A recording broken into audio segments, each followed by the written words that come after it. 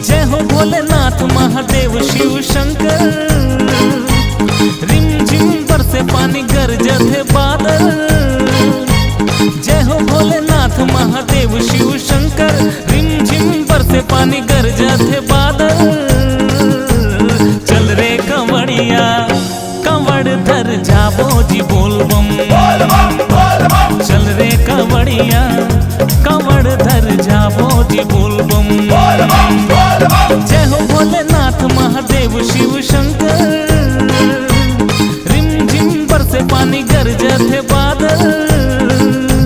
जय हो भोलेनाथ महादेव शिव शंकर, रिम झिम बरसे पानी गरजत है बादल।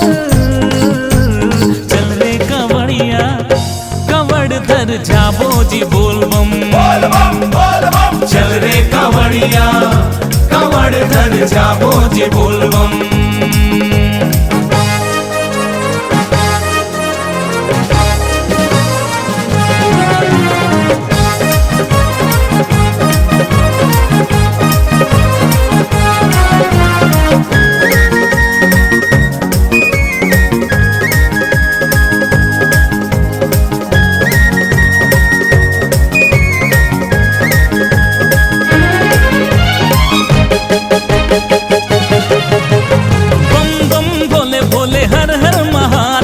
जपते चलो जी शिवाला, झंडे को अपन पाँव के छाला, रक्षा करी डमरू वाला। आवे रे आंधी बरसे रे पानी, गरजे चाहे कत को बादल। शिव के पुजारी हम संगवारी, शिव धाम जाबो जी पैदल।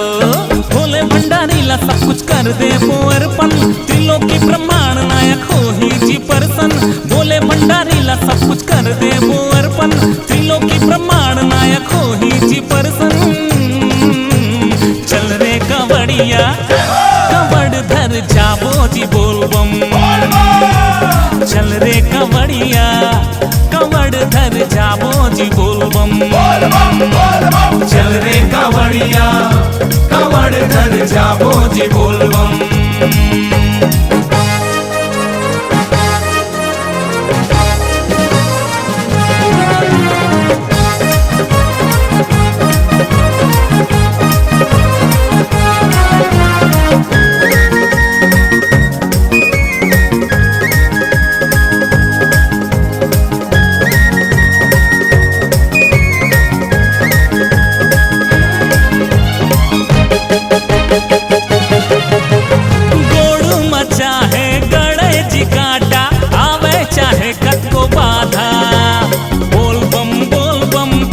चलो जी विपद हरि भोले बाबा।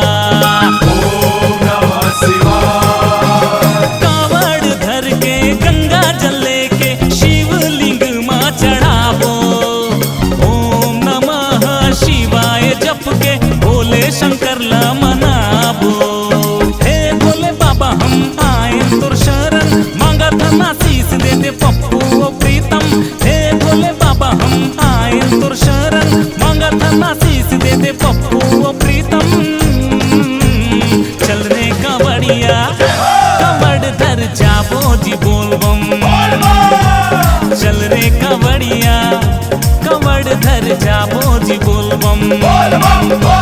चल रे कंवड़िया कंवड़ धर जाबो जी बोलबम। जय हो भोलेनाथ महादेव शिव शंकर, रिम झिम बरसे पानी गरजत है बादल। जय हो भोलेनाथ महादेव शिव शंकर, रिम झिम बरसे पानी गरजत है बादल। चल रे कंवड़िया कंवड़ धर जाबो जी बोलबम, चल रे कंवड़िया कंवड़ धर जाबो जी बोलबम।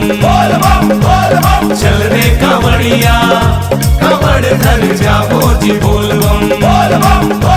चल रे कंवड़िया कंवड़ धर जाबो जी बोलबम। चल रे कंवड़िया कंवड़ धर जाबो जी बोलबम।